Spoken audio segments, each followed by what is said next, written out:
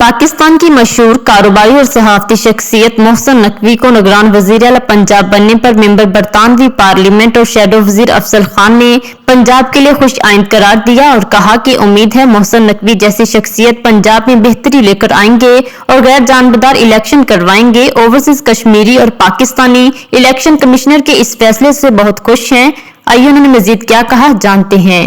जी, मैं election commission of Pakistan की तरफ से मोहसिन रजा नकवी साहब को interim chief minister Punjab appoint करने की मुबारकबाद पेश करता हूँ। मैं समझता हूँ ये गुड अपॉइंटमेंट है और यहाँ ओवरसीज पाकिस्तानी भी इसको वेलकम कर रहे हैं।